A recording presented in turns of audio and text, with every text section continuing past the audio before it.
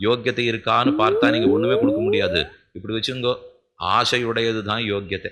அதிகாரம் படிப்பை வச்சுன்னு பார்த்தீங்கன்னா யாருமே வரப்போறது இல்லை. இப்ப இந்த உபன்யாசத்துக்கெல்லாம் அடிப்படையில் என்னென்ன வாசித்திருக்கிறவர்கள் வரலாம் அப்படின்னு கூட பத்திரிகைகள் ஒன்று போட்டோன்னு வச்சுங்கோ, வரலாம், உபன்யாசகர் வரலாம், அவ்வளவுதான் வருவாளே தவிர மற்ற யாரும் இந்த பக்கமே வரமாட்டார்கள். ஏன்னா ஏதோ படிச்சிருக்கோம். உபன்யாசகர் இப்ப என்ன பரிசா படிச்சுட்டார். இப்ப அந்த நாள்ல இருந்த வித்வான்களை போல அப்படியே முழுக்க பட்டு 12 வருஷம் கால் தேஞ்சு போய் ஒரு ஆச்சாரிடத்துல உட்கார்ந்து கேட்டுட்டா வரும். ஏதோ தெரிந்தது சொல்லுகிறோம்னு மட்டும்தான் நம்மால வர்றதுக்கு முடியும். எதுக்காக சொல்ல வந்தேன்னா, ஆசையுடையோர்க்கெல்லாம் ஆரியர்கள் கூறுமென்னு பேசி வரம்பெருத்தார் பின் ஆசை இருக்கிறவர்களுக்கெல்லாம் சொல்லுங்கோள். ஆனா ஸ்ரத்த வேணும். இதுக்கு ஸ்ரத்தையே அமையும்னு நாயனார் ஆச்சாரதயத்திலே தெரிவிக்கிறார். அதனாலே ராமானுஜருக்கு பிற்பட்டவர்கள் அதை சற்று தளர்த்தினார்கள். ஆனா ராமானுஜருக்கு முற்பட்டவர்கள் நன்கு அனுவருத்தி இருக்கா, கைங்கரி மன்றாளான்னு பார்த்து தான் கொடுப்பா. புறத்தாழ்வான் போய் 6 மாசம் கைங்கரி பண்ணிருக்கார். ஆச்சாரியனுக்கு ஒன்றும் மனசு இறங்குறதாவே தெரியல. இவருக்கு தான் ஆச்சாரியனை விட்டு பிரிஞ்சு இருக்க முடியல. எத்தனை நாள் ராமானுஜர் விட்டு பிரிஞ்சு நாம இருக்கிறது. அடி என் போயிட்டு வரேன், ஒன்றும் அர்த்தம் கிடைக்கிறதா தெரியல, போயிட்டு வரேன்னார். அதுக்கு அந்த சுவாமி பதில் சொன்னார், அடியேன் உள்ளான் பாசரம் மறந்து போயிடுதா. 6 மாசம் கழிச்சு இது சொன்ன பதில். இப்ப சொல்லியிருக்கிறது 3 வார்த்தை தான். எப்போது அடியேன் உள்ளான் பாசுரம் மறந்ததோ என்று அவர் கேட்டார். தன்யோஸ்மி பதில் கிடைச்சுடுத்துன்னு இவர் திரும்பி வந்துட்டார். நமக்கு இப்ப கேள்வியும் புரியல, பதிலும் புரியல. அவர் ஏதோ கேள்வியை கேட்டு அவருக்கு பதில் சொல்லிட்டார். இவர் என்ன பாசுரத்திலேருந்து என்ன அர்த்தம் சொன்னான்னு தெரியல. திரும்பி வந்தார். புறத்தாழ்வான் ராமானுஜர் இடத்துல அடியேன் உள்ளான் அப்படிங்கிற பாசுரத்தை எடுத்து சொல்லிட்டார். சட்டுன்னு புரிஞ்சு போச்சு. ஓ, ஆத்மாவுக்கு ஞாத்திருத்தத்தை விட சேஷத்துவம் தான் முக்கியம். ஏன் ஆழ்வார் என்ன தெரிவித்தார்? என்னுள்ளான்னு சொல்லாமல் அடியேனுள்ளான்னு சாதிக்கிறார். ஞானம் வேணும். ஒருத்தனை ஞானின்னு எப்போ கொண்டாடுவோம்? இதை மேஜேன்னு தெரிஞ்சிட்டாலா, மண்டபம்னு தெரிஞ்சிட்டாலா, கல்லுன்னு தெரிஞ்சிட்டாலா, இதுக்கெல்லாம் ஞானின்னு கொண்டாட மாட்டோம். பிரம்மத்துக்கு ஜீவாத்மா அடிமைன்னு தெரிஞ்சுட்டாதான் ஞானியே. அப்ப ஞானம்ங்கிறது ஏது?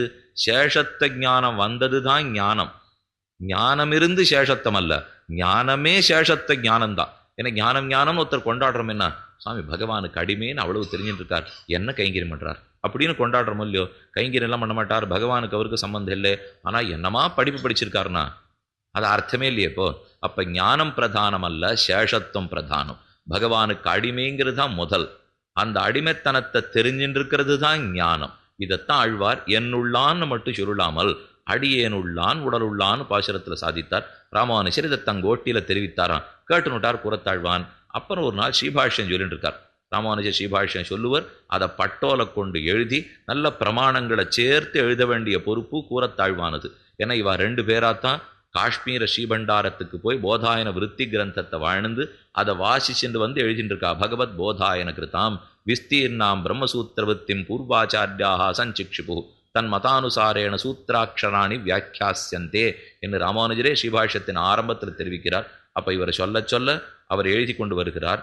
ஒரு தடவை ராமானுஜர் உபனிஷத்துக்கு அர்த்தம் சொல்லிட்டு இருக்கிறச்சே ஜீவாத்மாவுக்கு ஞாத்திருத்தம் முக்கியம் அப்படின்னு சொல்றார். எழுதுன்னு குறத்தாழ்வாண்டத்துல சொல்றார். பார்த்தார், திருமகண்டலத்தை விழுந்து சேவிச்சார். எழுத்தாணியை கீழே வச்சுட்டு கையை கட்டின்னு உட்கார்ந்துட்டார் குறத்தாழ்வான். நான் சொல்றேன் எழுதும் ஆச்சாரியன் சொல்றேன், தேவரீர் சொன்னது சேஷத்துவம் தான் முக்கியம்னுட்டு. இப்ப ஞாத்திருத்தம் முக்கியம்னு தேவரீர் மாத்தி சொல்றது. உபனிஷத் அர்த்தம் அப்படித்தான் இருக்கு, அதனாலதான் சொல்றேன்னார். அது அர்த்தம் சொன்னது நாம் அறியோம், தேவரீர் சொன்னது தான் நமக்கு தெரியும். தேவரீர் எப்ப சேஷத்துவம் தான் பிரதானம்னு சொல்லித்தோ அதை எழுத சொல்லும் எழுதுறேன். இன்னைக்கு ஒரு வார்த்தை நீர் சொன்னதுக்காக நான் எழுதி வச்சுட்டு 1000 ஆண்டுகள் கழித்து எப்படியுமே சுவாதந்திரிய அபிமானம் தான் வளர போறது. அன்ற சமயத்துல போய் நம்ம வேற சுதந்திரன் எழுதி வச்சுட்டோம்னால் லோகம் தாங்காது. அதனால எழுத மாட்டேன்னு கீழ் வச்சுட்டார். உபனிஷத்துக்களுக்கும் ஆழ்வார் பாசுரத்துக்கும் இவ்விடத்திலே ஒரு சிறு வாசின்னு சொல்லலாம். வாசின்னு கூட சொல்ல மாட்டேன். அதுகள் எப்படி அதை காட்டியிருக்காளோ அந்த கோணம் வேறுபடுகிறதுன்னு சொல்லலாம். வேறுபாடுன்னு கூட சொல்லக்கூடாது. சாஸ்திரமும் பகவானுக்கு ஜீவாத்மா சேஷபூத்தன்னு தான் சொல்றது. ஆனால் தேகத்தை காட்டிலும் வேறுபட்டவன்கிற நிரூபிக்கிறதுக்காக அது வலியுறுத்தி ஞாத்திருத்தத்தை சொல்லிடுது. அப்ப வேதத்துக்கு எதுல குறிக்கோள்னு பார்த்தா ஆத்மாவை ஞானின்னு சொல்லி தேகாத்மாபிமானத்தை ஒழிக்கணும் அப்படிங்கிறது வேதத்துக்கு குறிக்கோள். இப்ப அந்த காரியம் நடந்துடுத்துன்னு ஆழ்வார்கள் வச்சுனுட்டா. ஏன்னா அந்த வேலையை வேதம் எடுத்துன்னு சொல்லியோ. எப்ப அது நிகழ்ந்துடுத்தோ இப்ப இனிமே நாம சொல்ல வேண்டியது என்ன? அது வெறும் ஞானின்னு புரிஞ்சுக்காதே, பகவத் சேஷபூத்தன்னு புரிஞ்சுக்கோ. இது 2வது நிலையில ஆழ்வார்கள் இருக்கா. இப்ப முதல் நிலையை மட்டும் பார்த்தோம்னால் சேஷத்துவத்தை காட்டிலும் ஞாத்திருத்தம் தான் தோணும். ஆழ்வார் பாசுரத்தை மட்டும் பார்த்தோம்னா ஞாத்திருத்தத்தை விட சேஷத்துவம் தான் தோணும். ரெண்டையும் தனித்தனியா பார்க்க கூடாது, சேர்த்து பார்க்க வேண்டும். ஞானியான ஜீவாத்மாவே சேஷபூதன், அவனுக்கு ஞானியே சேஷத்த ஞானம்தான். அவனுடைய ஞானம் ஏது? சேஷத்த ஞானம்தான். ஞானம்னு சேர்த்து பார்த்து கொள்ள வேண்டும். அதனால தான் உபய வேதாந்தம் உபய வேதாந்தம்ங்கிறோம். சம்ஸ்கிருத வேதத்தை மட்டும் தனியாகவும் பார்க்கக்கூடாது, திராவிட வேதத்தை மட்டும் தனியாகவும் பார்க்கக்கூடாது. ரெண்டு வேதாந்தத்தையும் சேர்த்து பார்க்க வேண்டும், இரண்டு கண்களாக கொள்ள வேண்டும். கூறத்தாழ்வான் அப்படி பார்த்தவர். தேவரின் ஞாத்திருத்துவத்தை எழுத சொல்லிட்டா அனர்த்தமா போயிடும், தூரிக்கை கீழே வச்சுட்டார். 3 நாள் மடத்தை விட்டே கூறத்தாழ்வான் வெளியில போக வேண்டியதா போச்சு. வாசத்திண்ணிலேயே கிடக்கிறார், உண்ணாதுறங்காது கிடந்தார். ராமானுஜர் வெளியில போறார், உள்ள வரார், வெளியில போறார். கூறத்தாழ்வான எல்லாரும் விசாரிக்க வந்துட்டா. இந்த சுவாமி சுவாமின்னே இருக்காதியும்னு எத்தனை நாளா நாங்க சொல்லிட்டு இருக்கேன். இது பல பேர் துக்கமே கேட்க வந்துருவா. நாம பரம பக்தாளா இருப்போம், பக்தர்களாக இருக்கிறது பல பேருக்கு பிடிக்காது. இந்த மாதிரிலாம் கோவில் குளம்னு சுற்றின்னு இருந்தால் இது நடக்க போகிறதா? என்ன உபன்யாசம் பண்ணிருக்கு, என்ன இப்போ பாசுர சேவை பண்ணிருக்கு, கோவில் பண்ணிருக்கு, அதெல்லாம் வேண்டாம். நம்ம உறவுக்காரா சொல்லிட்டு இருப்பா. நமக்கு ஏதான ஒரு வாய்ப்பு வந்தால் அவா பிடிச்சுன்னு விடுவா. ஏன்னா இந்த பெருமாளும் சும்மா இருக்க மாட்டார். நம்மளை பரீட்சை பண்ணுறேங்கிறதுக்காக நிறைய கட்டத்தை கொடுத்துட்டே இருப்பார்.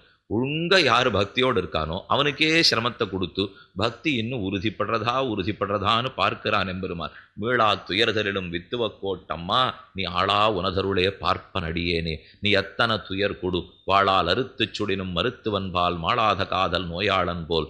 மீளா துயர்தலிலும் வித்துவ கோட்டம்மா நீ எவ்வளவு துயர் கொடுத்தாலும் அரிசினத்தார் ஈன்றதாய் அகற்றிடனும் மற்றவள் தனருள் நினைந்தே அழுங்குழவி அதுவே போன்றிருந்தேனே. ஒரு பெற்ற தாய் குழந்தைய வெட்டுடுறேன்னு சொன்னா கூட பக்கத்து விட்டு தாயை தேடினது போகாதே, அவ காலையே கட்டி கொண்டு தானே அழும். அதப்போல் நீ எத்தனை துயரம் கொடுத்தாலும் உன் திருவடிகளை வெட்டி அப்பால் செல்ல மாட்டேன் என்று குலசேகரர் தெரிவித்தார். ஆனால் அப்பப்போ பெருமாள் கட்டம் கொடுப்பார். ஒரு மருத்துவர் நம்மளை வெட்டுறார், ரத்தமாக கொட்டுறது, ₹1,00,000 சம்பாவனை பண்ணுறோம். சுவாமி இது எங்கேயா நீங்கள் பார்த்துருக்கீங்களா? ஏதோ உபன்யாசம் கேட்டு சம்பாவனை பண்ணுங்கோ, சங்கீத கச்சேரி கேட்டு சம்பாவனை பண்ணுங்கோ, ஒரு பெரிய மட்டாதிபதி வராருன்னா சம்பாவனை பண்ணுங்கோ. என்னை கத்தியை வச்சுன்னு கிழிச்சு விட்டு திரும்பி பார்க்காத நடந்து படுறார். அதுக்கு மருந்து போட்டு கட்டுறது கூட யாரோ கட்டுறா, அவர் பண்ண மாட்டேங்கிறார். வெட்டி விட்டுவிட்டு அவர் புறப்பட்டு போனதுக்கு அவரை பின்தொடர்ந்து போய் ரொம்ப நல்லா பண்ணிவிட்டீர்கள், நீங்கள் தெய்வம் அப்படின்னா ஒன்று தெரிஞ்சுக்கணும். தெய்வம் வெட்டும்னா ஒருத்தர். ஏன்னா இவரை பார்த்து தெய்வம்னு சொல்லியிருந்தோம்னா அப்போ தெய்வம் வெட்டுமான வெட்டும் சம்சார தலைகளை வெட்டும். அதைத்தான் தெய்வம் வெட்டுமே தவிர நமக்கு பாப புண்ணியங்கள் இருந்தால் அதை வெட்டி மோட்சம் கொடுக்குறான் எம்பெருமான். ஒரு கஷ்டம் வந்துருத்துன்னா ஆறான துக்க விசாரிக்க வருவா. அதை கேட்டலாம் நம்ம கலங்கியே போடக்கூடாது. ஆட்டம் என் பெருமாளாச்சு நானாச்சு, இதை கேட்கறதுக்கு நீ ஆள் இல்லை. உன் பெருமாளை நீ பார்த்துக்கோ, எங்க பகவானை நான் பார்த்துக்கிறேன். கணவன் மனைவிக்குள்ள ஏதேனும் சண்டை சச்சரவு வந்தால் இதுக்குத்தான் இந்த கணவனை பிடிச்சுட்டே இருக்காதேன்னு சொன்னேன்னு பக்கத்து வீட்டுக்காரி சொன்னா கேட்டுப்போமா? கேட்டுக்க மாட்டோமோ இல்லையோ? பகவான் பர்த்தா, நாம் அத்தனை பேரும் பாரியைகள். அவனிடத்துல நமக்கும் பர்திரு பாரியா சம்பந்தம் நவவித சம்பந்தத்துல முக்கியமான சம்பந்தம். ஆனால் அவர் என்ன துன்பம் கொடுக்கட்டும், மனைவி கணவனுக்கு கொடுக்கட்டும், கணவன் மனைவி கொடுக்கட்டும், அந்த பந்தம் பந்தமே. அதை போல பெருமானுக்கு நமக்கும் இருக்கிற பந்தம் பந்தம். அது இன்னொருத்தனுடைய வார்த்தையை கேட்டால நம்ம மயங்கியே படக்கூடாது. பெருமானுக்கு நமக்குமே இவ்வளவு பந்தம்னா ஆச்சாரிய சிஷ்ய பந்தம்ங்கிறது அதை விட 10 மடங்கு உயர்ந்த பந்தம். அதனால கூறத்தாழ்வான் இதுக்கெல்லாம் கலங்கிறதா இல்லை, உங்க வேலையை நீங்க பார்த்துக்கோன்னுட்டார். 3ஆம் நாள் எங்கேயோ ராமானுஷர் கோயிலுக்கு போயிட்டு திரும்ப எழுந்துள்ளார். அப்படியே கிடக்கிறார் இவர் திண்ணையோடு. ஆழ்வான் என்ன இன்னும் திண்ணையோடு இருக்கிறீர், மாற்றி எழுதுறீரா? 30 நாளான அடியை மாற்றி எழுதுறதா? இல்லை, தேவரீர் சொன்னத்தான் எழுதுவேன். அப்புறம் தாம் மனசு மாறி உள்ளுக்குள்ள கூண்டு வந்து நல்ல நிஷ்டை உமக்கு இருக்கிறதானு தான் பார்த்தோம், திரும்ப எழுதும். ஜீவாத்மா பரமாத்மாவுக்கு சேஷபூதன் என்ன எழுத சொல்ல எழுதினாருங்கிறது சரித்திரம். ஆக அந்த அளவுக்கு சேஷத்துவத்தில் ஊன்றி இருந்தார்கள் பெரியோர்கள். ஞாத்திருத்தம் முக்கியமல்ல, சேஷத்துவம் முக்கியம். ஆனந்தமயத்துவம் முக்கியமல்ல, சேஷத்துவம் முக்கியம். நாயனார் அழகா தெரிவித்தார், ஆத்மாவுக்கு ஸ்வரூப நிரூபக தர்மங்கள் ஞாத்திருத்துவ ஆனந்தமயத்துவங்கள் அல்ல, சேஷத்துவம் என்று பெண்ணே நாங்கள் அறிவோம். உள்ள இருக்கிறவ பார்த்து வெளியில் இருக்கிறவா சொல்லிட்டு இருக்கா. இப்போ சொன்ன அர்த்தம்லாம் ஸ்ரீபாஷ்யத்தில் இருக்கிற அர்த்தம். பேசின்னு இருக்கிறது 2 இடைப்பெண்கள். அது என்னது? அங்கே இருக்கிற ஏதோ பிரம்மசூத்திரத்தினுடைய அர்த்தத்தை போய் இந்த ஊரில் இருக்கிற இடைப்பெண்கள் பேசின்னு இருப்பார்களான்னா சொல்லும் விடுசுருதியாம். இவர்கள் ஏது பேசுகிறார்களோ அது சாஸ்திரார்த்தமே தவிர இவர்கள் சாஸ்திரத்தை தெரிஞ்சுட்டு பேச வேண்டியதல்ல. தொதிய கம்பீர மனோனுசாரினான்னு அண்ணவந்தார் தெரிவிக்கிறார். யார் ஒருத்தன் பகவானை கையில் வச்சுனுட்டானோ சாஸ்திரம் அவன் கைப்பட்டு போகிறது. அதுக்கப்புறம் அவர்கள் சொன்னதை தான் நாம கேட்கணுமே தவிர வேதமே அவர் என்ன சொன்னார் அப்படின்னு பார்த்து தான் செய்யுமா. அதனால இந்த இடத்துல உள்ளுக்குள்ள கண் வளர்ந்து அருளுகிறாயே, நீ தூங்க வேண்டாம்னா நாங்கள் சொன்னோம், கதவை திறந்து விட்டுட்டு தூங்கணும். அவ கேட்டா அது ரொம்ப தொந்தரவானா இருக்கும். இது பல பேர் அத்தை மட்டும் செய்யவே மாட்டான். விளக்க போட்டுட்டு தூங்கி போடுவா. எழுந்து அணைக்கிறதுக்கு கட்டமாக இருக்கும். படிச்சுட்டே இருப்பா, புஸ்தகம் கை நழுவி கீழே விழுந்துடும். அதை மூடி வச்சுட்டு தூங்க மாட்டா. அது மூடி வைக்கிறதுக்கு எழுந்தா தூக்கம் போடும் அப்படிங்கிறமோ இல்லை. அதே போலத்தான் அவளும் கண் வளரும். நான் என்ன எழுந்திருக்க முடியுமான்னா, எங்களுக்கு ஒரு சட்டை கொடுக்க வேண்டாமா பெண்ணே, நீ கதவை திறந்து விட்டுட்டியானா நாங்கள் உள்ள வருவோம். ஞாத்திருத்தம் எங்களுக்கு முக்கியம் இல்லை, சேஷத்துவம் முக்கியம். அதுவும் பகவத் சேஷத்துவத்திலும் பாகவத சேஷத்துவம் இன்னும் முக்கியம். பகவானுக்கு அடிமைப்பட்டிருக்கிறத விட பாகவதனுக்கு அடிமை முக்கியம் இல்லையோ? நான் வரணும், உனக்கு கைங்கரியம் பண்ணணும், நீ தூங்கணும், அதற்காகவாவது கண் வளரும். நீ கண் அண்ணா வளரலாம், எழுந்திருக்கணும்னு கூட நாங்கள் சொல்லலை என்றும் சாதித்தாள். அப்ப இளைய பெருமாளைப் போல விழித்து கொண்டு நாங்கள் வெளியில் இருக்கிறமே, நீ கண் வளருகிறாயே. கண் வளரும், தூங்குறேன்னு சொல்லக்கூடாது. யார் ஒருத்தன் புத்திரனோ தனக்கு உறவா இருந்தா கூட உயர்வு தோற்றத்தான் சொல்ல வேண்டும். கண் வளரும். எங்களுக்கு கைங்கரியத்தை கொடுக்க வேண்டாமா? கொடுக்காமலே கண் வளருகிறாயே, கண் வளரும். 4வது அர்த்தம் ரொம்ப ஆச்சரியமா தெரிவித்தார். உள்ள இருக்கிறவ யோசிக்கிறாளாம், இவள எதுக்கு துடிக்கிறான்னே தெரியலையே, இவன் அந்த மாதிரி துடிக்கவே வேண்டாமே. அபிமத லாபம் அவனானே, ஆனால் இவர்கள் கிடந்து துடிக்கிறதென், இது உள்ள இருக்கிறவா நினைச்சுக்கிறாளாம். உபேயம் அவனானால் இவள் தூங்குகிறதென், இது வெளியில இருக்கிறவா நினைச்சுட்டு இருக்காளாம். வியாக்கியானத்தில் இவ்வளவுதான் இருக்கு. இப்போ அபிமத லாபம் அவனானே, ஆனால் நாம் ஆசைப்பட்டது பகவானாலே கிடைக்கப் போகிறதுன்னு இருந்தால் அப்ப நாம துடிக்க வேண்டியது இல்லையே. இந்த வெளியில் இருக்கிறவா எதுக்கு வாவான்னு கூட்டுண்டே இருக்கார்கள், இவர்கள் ஏன் துடிக்கிறார்கள்? துடிக்க தேவையில்லை இப்படின்னு உள்ள இருக்கிறவளுடைய நினைவு. ஆனா வெளியில இருக்கிறவா நினைச்சுட்டு இருக்கா, கிடைக்க போவது அவனானால் இவ எப்படி துடிக்காம படுத்துட்டு இருக்கா. இது வெளியில இருக்கிறவாளுடைய நடவு. கொடுக்க போறது அவனானால் நான் ஏன் துடிக்க வேண்டும்? அவ உள்ள இருக்கிறவன் நினைக்கிறா. கிடைக்கிறது அவனா இருந்தா துடிக்காம இருக்கலாமா என்ன வெளியில இருக்கிறவா நினைக்கிறா. இந்த ரெண்டையும் பிள்ளைலோகாச்சாரியர் முமுட்சுப்படியில் துவயப்பிரகரணத்தினுடைய முதல் சூத்திரத்திலே தெரிவித்தார். புறம்புண்டான பற்றுக்கலையடைய வாசனையோடைய விடுகையும் எம்பெருமானே தஞ்சமென்னு பற்றுகையும் பேறு தப்பாதென்னு துணிந்திருக்கையும் பேற்றுக்கு துவரிக்கையும். பேறு தப்பாது, நமக்கு மோட்சம் அவசியம் கிடைத்துவிடும். பேருங்கிறது மோட்சம், கைங்கரிய பிராப்தி. பேரு தப்பாது, நமக்கு கண்டிப்பா அது கிடைச்சிடும் என்று துணிந்திருக்கையும். இந்த திருட விஸ்வாசம் கண்டிப்பா வேணும். பிரபன்னர்கள் அனைவருக்கு மகாவிஸ்வாசம் தேவையொல்லையோ. ஆனுகூல்யஸ்ய சங்கல்பः பிராதிகூல்யஸ்ய வர்ஜனம் ரக்ஷிஷ்யதீதி விஸ்வாசः கோப்திருத்வ வரணம் ததா கார்பண்யமாத்மநிக்ஷேபே ஷட்விதா சரணாகதி. சம்ஹிதா வாக்கியம் உதாகரிக்கிறார். நமக்கு தேவை ஒரு பிரபன்னன் இருந்தா இந்த 6ம் அதிகாரி விசேஷணமாக அவகாத ஸ்வேதம் போலே அவனிடத்தில் ஏற்படுகிறது. ஆனுகூல்யஸ்ய சங்கல்பா, சரணம்னு பகவானிடத்துல போறோம். எல்லாம் ஆச்சாரிய இடத்துல போன உடனே வாங்கோ சமாசனம் பண்ணிங்கோ, பகவானிடத்துல சரணாதி பண்ணுங்கோன்னு சொல்றார்களோ இல்லையோ. அப்படின்னா என்னது? நமக்கு தெரிஞ்சது ஒரு 1/2 மணி, இதுதான் நாம தெரிஞ்சு வச்சுருக்கோம். 1/2 மணி நேரம் ஆச்சார இடத்துல பேசி வச்சுக்கணும். போவோம், கிடுகிடுன்னு நிறைய பேருக்கு பண்ற சமயத்துல நமக்கும் பண்ணி விட்டுடுவார், திரும்பி வந்துடுவோம். அப்புறம் ஒரு 50 வருஷம் கழிச்சு அவர் போய் சேவிச்சா போறோம். நம்ம பாட்டுக்கு வேலை பார்த்துட்டு இருக்கலாம். எப்போவும் 58 வயசுக்கு ஓய்வு கிடைச்சதுன்னா மெதுவா போய்க்கலாம், சேவிச்சுக்கலாம். இவ்வளவுதானா? என்ன சம்பிரதாயத்தையே ரொம்ப சாதாரணமாக்கிடுறது கூடாது. அது எளிமையான சம்பிரதாயம் தான், அதுல குறவில்லை. ஆனா அது என்ன சொல்லித்துங்கிறத புரிஞ்சுக்கணும் இல்லையோ. இந்த 6 பண்புகள் தன்னடையே இவனிடத்தில் ஏற்படுகின்றன. ஆனுகூல்யஸ்ய சங்கல்பா, பகவானுக்கு பிடிச்சதை மட்டும்தான் செய்வோம். பிராதிகூல்யஸ்ய வர்ஜனம், அவருக்கு பிடிக்காத கண்டிப்பா தீண்டவும் மாட்டோம். ஆனுகூல்யஸ்ய சங்கல்பா பிராதிகூல்யஸ்ய வர்ஜனம். அப்ப நித்திய கர்மா, நைமித்திக கர்மா, தினப்படி அனுசந்தானம், அனுஷ்டானம், ஆராதனம் எல்லாம் இதுக்குள்ள வந்துடும். ஏன்னா அவர் சாஸ்திரத்துல என்னென்ன செய்யணும்னு சொல்லியிருக்காளோ செய்யணும்னு அர்த்தம். அவர் எதை செய்யாதேன்னு சொல்லியிருக்காளோ அதெல்லாம் செய்யக்கூடாதுன்னு அர்த்தம். ஏன்னா அவனுக்கு எது அனுகூலம், வேதத்துல செய்யணும்னு சொல்லியிருக்கிறது தான் அனுகூலம். எது பிரதிகூலம், செய்யாதேன்னு சொல்லியிருக்கிறது பிரதிகூலம். அப்ப செய்யணும் சொன்னதை செய்யணும், செய்யாதேன்னு சொன்ன இடத்துல இருந்து விலை கொடணும். ஆனுகூல்யஸ்ய சங்கல்பா பிராதிகூல்யஸ்ய வர்ஜனம் ரக்ஷிஷதீதி விஸ்வாசா. இது ரொம்ப முக்கியம்.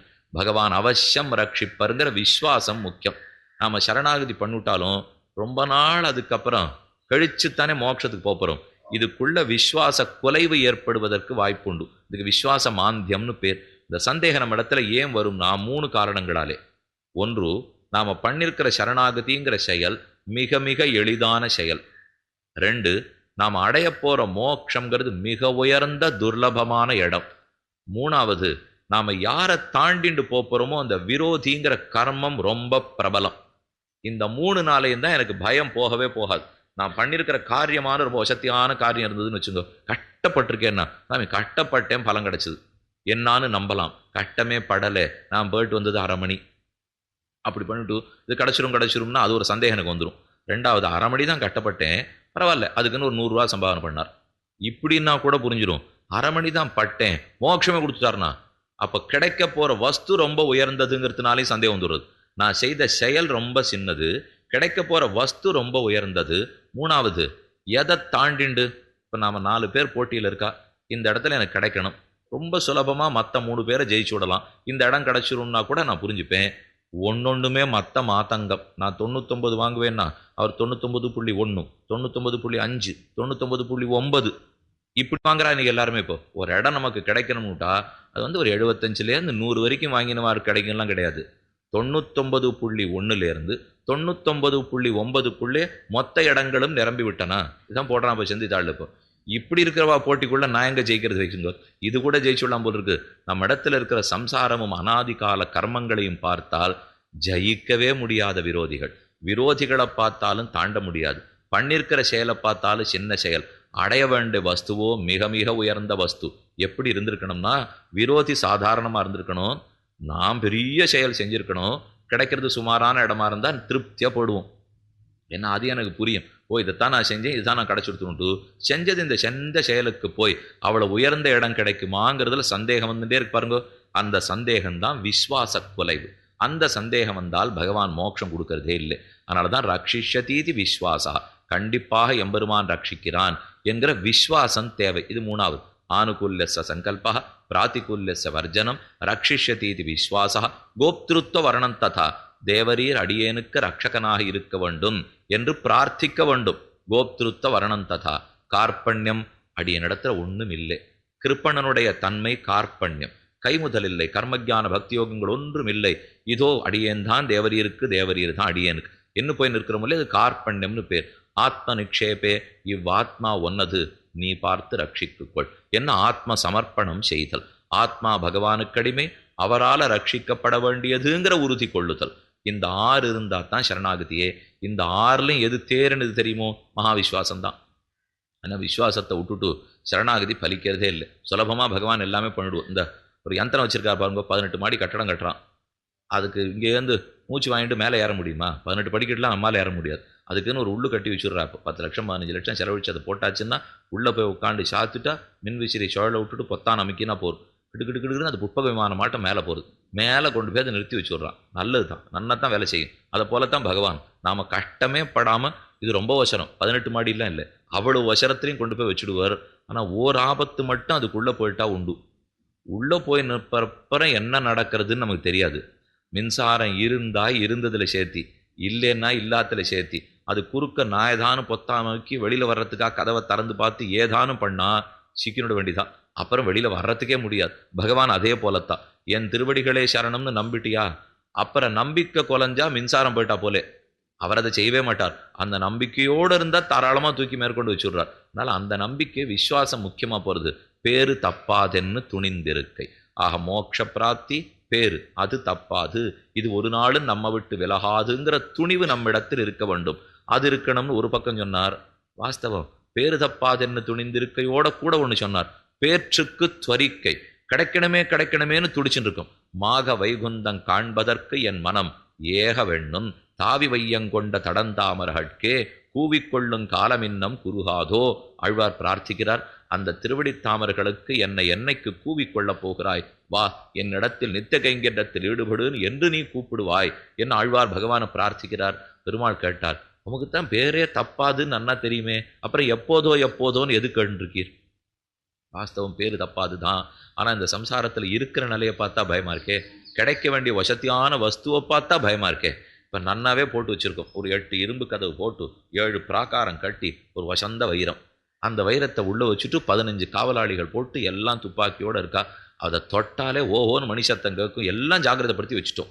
நிச்சயமாக அந்த மாணிக்கத்துக்கு ஒன்றாகாதுன்னு வச்சுருந்தா கூட முதலாளி சும்மா இருப்பாரா? நித்தியம் கார்த்தால ஒரு தரம் போய் திறந்து பார்க்குறார், மத்தியானம் ஒரு தரம் போய் திறந்து பார்க்குறார், ராத்திரி ஒரு தரம் போய் திறந்து தொட்டு பார்க்குறார். ஒன்றும் பண்ண முடியாததை தொட்டு இருக்கோ இல்லையோன்னு பார்த்துக்கிறாரோ இல்லையோ. பகவன் இந்த மாணிக்கத்துக்கு இந்த பாடு நான் கிடைக்க போவது நீயாக இருந்தால் பேற்றுக்கு நான் துவரிக்காதிருக்கவே முடியாது. எப்போ கிடைக்குமோ அனுபவம் வேணுமேங்கிறத நான் துறையோடு தானே இருப்பேன். அப்போ பேரு தப்பாதுங்கிற விசுவாசம் வேணும், பேரு கிடைச்சுடனுமேங்கிற துவரிப்பும் வேணும்.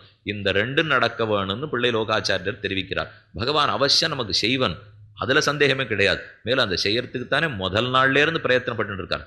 நான் பிரளய காலத்திலே அகப்பட்ட தினத்திலேருந்து இன்னி வரைக்கும் கொண்டு விட்டது பகவானுடைய கிருஷி. க்ஷேம கிருஷிவலனான எம்பெருமான் தான் செய்திருக்கிறான். அப்படின்னு நினைக்கிறச்சே எனக்கு பேரு தப்பாதுன்னு இருக்கு. ஆனால் கிடைக்கிற வஸ்துவனுடைய கௌரவத்தை பார்த்தா வேணும் வேணும்னு நமக்கு தோன்ற சொல்லும். இந்த ரெண்டையும் சேர்த்து தான் இந்த பாசுர வியாக்கியானத்தில் நாயனார் தெரிவிக்கிறார். ஏன் பகவான் தான் கொடுக்க போறார், அபிமத லாபம் அவனாலே என்று புரிந்தால் ஏன் நாம் துடிக்க வேண்டும்? நம்ம ஆசைப்பட்ட கிருஷ்ணானுபவத்தை அவர் தான் கொடுக்க போறார்னு இருந்தா துடிப்பே கூடாதே. இப்ப நடிகன் சொன்னத்தே இன்னொரு கோணத்திலேருந்து பார்ப்போம். அதாவது நான் செய்திருக்கிற சரணாகதி சின்ன காரியம், கிடைக்க போற வஸ்து ரொம்ப வசந்தது, ஆனா தாண்ட வேண்டிய பிரபலமான பாப்பங்களோ ரொம்ப வலியவை. அப்படி இருக்கிறச்சே எனக்கு கிடைக்குமான்னு சந்தேகம் வருது இல்லையோ. ஆனா சரணாகதியினுடைய கோணத்தையே நாம் இதுல தப்பா பார்த்துருக்கோம். ஏன்னா இந்த மூணே அடியை சொல்லச்ச அடிப்படையா என்ன தெரியுமா நினைச்சுன்னுட்டேன் நானே. இந்த பிரபலமான பாப்பங்களை நான் தாண்டணும், உயர்ந்த இடத்துக்கு நான் போய் சேரணும், நான் சரணாகதி பண்ணியிருக்கேன். இந்த 3 எண்ணம் இருக்கவே தான் நான் இந்த தப்பான கோணத்தையே இப்போ சொன்னேன். முதல்ல சொன்னது தப்பு, அதை அழிச்சுடுங்க. இப்போ இதை சொல்லியே இருக்க வேண்டாமே நீங்கள் கேட்கலாம். ஆனால் அப்படிங்கிறது தான் நம்ம உள்ளத்தில் இருக்குங்கிறதுக்காக முதல்ல சொன்னேன். சரணாகதி பண்ணுறச்சே கூட என்ன நினச்சிக்கிறோம், நான் சரணாகதி பண்ணியிருக்கேன், நான் இந்த பாப்பங்கள்லாம் தாண்டணும், நான் பகவானை போய் அடைய போகிறேன், ரொம்ப கஷ்டம். இது எண்ணம் இல்லையோ. அப்படியே மாற்றணும். இப்போ சரணம்ங்கிற வார்த்தையே அவன் அனுகிரகத்தாலேன்னா என் வாயில வந்தது. இப்போ நாம சரணாகதி பிரபத்தின்னு சொல்றோமே, அது ஏதென்னால் மோட்சத்துக்கு உபாயத்தை அனுஷ்டிக்க வேண்டிய பொறுப்பு என்னதல்ல உன்னது அப்படின்னு தெரிஞ்சுக்கிறது தான் பிரபத்திங்கிற சரணாகதி. மோக்ஷோபாயத்தை செய்ய வேண்டியது நான் அல்லன், அது நீ. இப்படிங்கிறத நாம செஞ்சுட்டோம்னா அப்ப மோக்ஷோபாயத்தை பத்தின வரைக்கும், மோட்சத்துக்கு உபாயத்தை அனுஷ்டிக்க வேண்டிய வரைக்கும் நம்ம கவலைப்பட தேவையே இல்லை. அந்த கவலை இல்லாதான் உள்ள ஒத்தி கண் வளரும்னு சேனிச்சுட்டு இருக்கா. வாஸ்தவம், மோக்ஷோபாயத்தை அனுஷ்டிக்க வேண்டிய அளவுக்கு கவலைப்பட வேண்டாமே தவிர அனுபவத்துக்கு கவலைப்பட்டு தானே வேணும். உபாயத்தை நான் அனுஷ்டிக்க வேண்டாம். வாஸ்தவம், அது பெருமாள் பண்ணிடுவார். அப்போ அவர் பண்ணி முடிச்சப்பறம் அவரை நான் அனுபவிக்க போகணும் இல்லையோ. அது எப்போன்னு கேட்கறது நீங்க தடுக்க முடியுமா? வேலை செய்ய வேண்டாம் தான் சொன்னாலே தவிர கூலி இல்லைன்னு பகவான் சொல்லவே இல்லையே. வேலை செய்ய வேண்டாம்னா இனிமேல் நான் வேலையை பற்றி கவலையே படலை. இன்னும் கேட்டால் இது ரொம்ப திருப்தி நமக்கு. வேலையை பற்றி கவலையே படாதே, கூலியை பற்றி மட்டும் கவலைப்படுன்னுட்டா நம்மாட்டம் அப்புறம் ஆளே கிடையாது. அது எவ்வளோ அழகாக படுவோம் தெரியுமோ. அது புள்ளலோகாச்சாரி சொல்ல வேண்டாம், தேசிகம் சொல்ல வேண்டாம், ஒத்துரு சொல்ல மாட்டான். அது எங்களுக்கே தெரியும். பேரு தப்பாதென்னு துணிந்திருக்கையும் பேற்றுக்கு தொரிக்கையும் நிச்சயம் பகவான் மோட்சம் கொடுத்துருவார் தெரியும். ஆனால் என்னை கொடுப்பார், இன்னைக்கு கொடுப்பறா, நாளை கொடுப்பறா, எப்படி போவான், அர்ச்சராஜ மார்க்கத்தில் போகுன்னார். எப்போ போகிறோமோ அதுக்கு ஒன்றும் பண்ணவே இல்லையே சுவாமி நீர். எப்போ போகிறோமோன்னா நான் பண்ண போகிறது இல்லையே, பண்ண போகிறது அவர். அப்போ எப்போ போகிறேன்னு மட்டும் நினச்சா போகிறோமோ இல்லையோ. இந்த ரெண்டும் தான் இங்கே உள்ளே இருக்கிறவா வெளியில் இருக்கிறவா இடத்தில் காண்கிறோம். போவதை பற்றி கவலை இல்லை, கண்டிப்பாக போடுவோங்கிற உறுதியோட உள்ளே இருக்கிறவா தூங்குறா. கண்டிப்பாக போடுவோன்னு பெண்ணை எனக்கும் தெரியும், ஆனால் அனுபவிப்பது எப்போதோன்னு துடிச்சுன்னு இருக்கோன்னு வெளியில் இருக்கிறவா சொல்கிறா. அதனால் இவர்கள் பண்ணுவது சரிதான், அவர்கள் சொல்லுவதும் சரிதான். ரெண்டுமே சரி. இதுவும் தப்பில்லை, அதுவும் தப்பில்லை. பேரு தப்பாதென்னு துணிந்திருக்க வேண்டும், பேற்றுக்கும் துவரிக்க வேண்டும். உள்ளே இருக்கிறவ தெரிவித்தா பகவான் நம்மளை அடையறதுக்கு எவ்வளவு பிரயத்தனப்படுறார். அதை புரிஞ்சுக்காம நீங்க என்னமோ எப்போ கிடைக்கும்னு துடிச்சுட்டு கீழே. சிந்தையினோடு கரணங்கள் யாவும் சிதைந்து முன்னாள் அந்த முத்தாழ்ந்தது கண்டு அவையந்தன கண்ணருளால் தந்தவரங்கனும் தன் சரண் தந்திலன். பகவான் எல்லாத்தையும் நமக்கு பண்ணிட்டு வருவான். சிந்தையினோடு கரணங்கள் யாவும் சிதைந்து. நாம் அனைவரும் பிரளய காலத்தில் எப்படி இருந்தோம்? பிரளய சீமனி அச்சித் அவிசேஷித்தான். அச்சித்த காட்டிலும் வேறுபடாமல் பிரளய சாகரத்தில் இருந்தோம். கல்லு கட்டை மண் இத்தனையும் எல்லாம் பகவானிடத்துல போய் ஒன்றி போய் தமப்பரே தேவே ஏகி பவதி. மூல பிரகிருதியும் பகவானிடத்துல ஒன்றி போய் ஒன்றும் இல்லாமல் கிடக்கும். தான் பிரளய காலத்திலே சதேவ சோம்ய இதமக்ர ஆசீது ஏகமேவ அத்விதீயம். அத்தனை சத்தாகவே இருக்கும், ரெண்டாவது இருக்காது. அப்ப நமக்கு ஞானம் மலர்றதுக்கு வாய்ப்பே இல்லை. கல்லு மண்ணு கட்ட மூலப்பிரகிருதிக்கு சமமாக கிடக்கிறோம். பகவான் பார்க்கிறார். திரிபாத் விபூதியிலே பரிபூர்ணானுபவம் நடவா நிற்க உண்ட துருக்காட்டாதே தேசாந்தரகதனான புத்திரன் பக்கலிலே பிதிருகதயம் கிடக்குமா போலே சம்சாரிகள் பக்கலிலே திருவுள்ளம் குடிபோய். ரொம்ப ஆச்சரியமான சூத்திரம் இது. பகவான் திருவுள்ளத்தில் நினைச்சுக்கிறார். சந்தோஷம் இல்லையே? ஸ்ரீவைகுண்டத்தில் ரொம்ப ஆனந்தமா வைகுண்டேது பரேலோகே ஸ்ரீயாசார்த்தன் ஜெகத்பதி ஆஸ்தே விட்டு ரச்சிந்தியாத்மா பக்தை பாகவதை சக என்ன எல்லாரோடையும் ஆனந்தமா இருக்கணும். இருக்காரான்னு கேட்டா முகத்துல நிழலாடலையாம். ஒன்றும் அவருக்கு சந்தோஷமே இல்லை. சுவாமி வைகுண்டத்தில் போய் சந்தோஷம் இல்லையான்னா இந்த கீழே இருக்கிற மக்கள் எல்லாம் என்னைக்கு இங்கே வந்து சேர்ந்துடுறாளோ அன்னைக்கு சந்தோஷப்படுவேன். அவர்கள்லாம் கீழே கஷ்டப்படுறா. நாம் ஏதோ முக்தாத்மாக்கள் நித்தியசூரிகளோட மட்டும் இங்கே இருந்துள்ளாமா? அது கூடாதுன்னு பகவான் நினைத்து அதுக்கு என்ன செய்யலாம்? இவர்கள் பிரளய சாகரத்தில் இப்படி கடந்தா என்னைக்கு பக்தி பண்ண போறா? எப்படி பிரவர்த்தி பண்ணுவான்? அப்படி எப்படி வந்து அடைவர்கள்? இந்த எண்ணத்தோடே பகவான் நடவடிக்கை எடுக்கத்தான் சிருஷ்டியை தொடங்குகிறான். அப்ப சிருஷ்டி பண்ணனதுனால தான் நமக்கு ஒரு சரீரம் கிடைச்சது, அதனால தான் ஞானம் கிடைச்சது, அத்தோட கூடத்தான் கர்ம ஞான பக்தி யோகங்களையோ பிரபத்தியோ பண்ணியோ அதனால தான் பகவானை அடைகிறோம். அப்போ முதல்ல நடவடிக்கை என்னத்தை செய்வோம்னு தொடங்கிறது பகவான் தானே. அதிலிருந்து இன்னைக்கு நமக்கு பக்தியை கொடுத்து மோட்சத்துக்கு அழைச்சின்னு போகிற வரைக்கும் மொத்த முயற்சிகளையும் பகவான் தான் எடுக்கிறான். திருப்பாணழ்வார் சாதித்தார், பாரமாய பழவினை பத்தறுத்து என்னை தன் வாரமாக்கி வைத்தான், வைத்ததன்னி என்னுள் புகுந்தான், கோர மாதவம் செய்தனன் கொல். கோர மாதவம் பகவான் திருப்பாணாழ்வார் எடுத்துன்னு போய் தன்னுடைய கௌஸ்துப ஸ்வஸ்தி தீபம் நீலநாயக கல் பெருமாள்கிட்ட சேவிச்சிருக்கீங்களா? 5 கல்லோடு இங்கே சாத்தின்னு பொருள், அதுக்கு பக்கத்தில் இங்கே திருமார்பு நாச்சியார், இந்த ரெண்டுத்துக்கு நடுவில் திருப்பாணாழ்வாரை கொண்டு போய் உட்காந்து வச்சுட்டானோ. ஆழ்வார் தெரிவித்தார், இதுக்கு கோரமாதவம் செய்தனன் கொல், என்ன கோரமான தபஸ் பண்ணினேனோ தெரியலே. வியாக்கியானத்தில் சொன்னார், பெரிய திருப்பாணாழ்வார் கோரமான தபஸ் பண்ணினேனோன்னு கேட்டுக்கல, கோரமாதவம் செய்தனன் கொல் அரங்கத்தம்மான். இந்த திருப்பாணாழ்வாரை கொண்டு போய் தன் ஹிருதயத்தில் உட்காத்தி வச்சுக்கிறதுக்கு அவர் எத்தனை நாளாக தபஸ் பண்ணாரோ, நாம் பண்ண நாளே இல்லையே, எனக்கு போகணுங்கிற ஆசையே இருந்தது இல்லையே. அப்போ இவனை கொண்டு போய் தன்னிடத்தில் வச்சுக்கிறதுக்கு பகவான் எடுத்த முயற்சியே தவிர இவனுடைய முயற்சி அல்ல.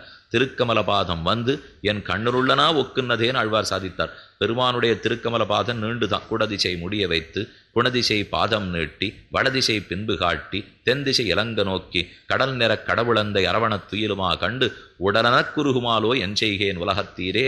பெருமானுடைய கீழவீதியை நோக்கி நீண்டிருக்கிற திருவடி வளர்ந்து வளர்ந்து வளர்ந்து நேர போய் உறையூர் நிச்சுளாபுரிக்கே படுத்து. உறையூர் தான் திருப்பாணாழ்வாருக்கு அவதார ஸ்தலம். கார்த்திகை மாசத்தில் ரோஹிணி நட்சத்திரத்தில் திருவதாரம் பண்ணினார். ஆ பாதச்சூடம் அனுபூய ஹரிம்சயானம் மத்தியே கவேர துகிதுகு முதிதாந்தராத்மா அதிருஷ்டதாம் நயனயோகோ விஷயாந்தராணாம் யோனிச்சிகாய மனவை முனிவாகனந்தம். இன்னும் நாம் சொல்லுகிறா போலே அந்த திருவடி நீண்டு போய் திருப்பாணாழ்வாரை தட்டி எழுப்பி உம்ம கண்ணை தரவும் அதுக்குள்ள நான் இருக்கணும் அப்படின்னு தானே வந்ததுங்கிறார். திருக்கமலபாதம் வந்து என் கண்ணில் உள்ளன, நான் முயற்சி பண்ணலை, அதுவாகவே தானே வந்தது. திருமங்கையாழ்வார் பாடினார், வந்துனதடியேன் சரண் புகுந்தாய், வந்துனதடியேன் மனம் புகுந்தாய், புகுந்ததற்பின் வணங்கும் என் சிந்தனைக்கினியாய். முதல்ல நீதான் என்னுடைய மனசுக்குள்ள வந்தாய், வந்துனதடியேன் மனம் புகுந்தாய். நான் கூப்பிடலை, வரவேற்க கூட இல்லை, வந்ததுக்கு நன்றி கூட சொல்லலை. வந்த பிற்பாடு மனம் சிந்தனைக்கு நீயாய் வந்துனதடியேன் மனம் புகுந்தாய், புகுந்ததற்பின் வணங்கும். புகுந்த பிற்பாடு தான் நான் கைகூப்புறதுக்கே தெரிஞ்சுட்டேன்னா அப்போ பெருமானுடைய முயற்சி தான் முதல் முயற்சி. அவர் வந்து நம்மை கை கொள்ளணுங்கிறதுக்காக வருகிறார் அப்படின்னு நாம் பார்த்தோம்னால் அப்போ அவர் முயற்சி எடுத்திருக்கிறதுக்கு அவர் தானே மோட்சம் கொடுக்கணும். முயற்சியை தொடங்கினவரே அவர். அம்மாழ்வார் தன்னை பற்றி சொல்லிக்கிறார், நான் சிறு பிராயத்தில் இருந்ததுலேருந்து, ஏன் இதுக்கு முன்னாடி நான் ஆழ்வாரை ஆக்க முயற்சித்ததுலேருந்து பகவானுக்கு தான். நானாக ஏதும் செய்யவில்லை. நம்மள வீட்டில் வியாக்கியான அவதாரிக்கை முதல் ஸ்ரீஎஃப் பதிப்படின்னு சொல்லுவார்கள். திருவாய்மொழி தொடங்குறதுன்னு அதுக்கு வியாக்கியானம் இருக்கொல்லு. நம்மள ஈடு மகா கிரந்தம் காலக்ஷேபம் பண்ணுறோம். நம்மளாம் அன்னைக்கு ஆரம்பிச்சாராம். இன்னைக்கு அந்த இடத்த நீங்கள் ஸ்ரீரங்கத்தில் போய் சேவிச்சுக்கலாம். கீழப்படி பக்கம் வந்தீங்கன்னா, அதாவது கிளிக்குரடு மேலே இருக்குது, கிளிமண்டபம் இருக்கே, அதுக்கு கீழே 4 கால் மண்டபம் இருக்குது. அந்த இடத்துல சாயமாக இந்த மாதிரி ஒரு தூணில் சாயத்தை ஒரு திறனை போட்டிருக்கும். அங்கே அமர்ந்து கொண்டு தான் நம்மளை திருவாய்மொழி காலக்ஷேபமே சாதிப்பறான். முதல் நாள் ஓட்டியார் நிரம்ப வந்திருக்கா, ஸ்ரீயப்பதியாய் அவாப்த சமஸ்த காமனாய் சமஸ்த கல்யாண குணாத்மகனான சர்வேஸ்வரன் அப்படின்னு முதல் நாள் காலக்ஷேபம் தொடங்கினார். சொல்லிட்டார், அவதாரிக்க முடிஞ்சு போச்சு.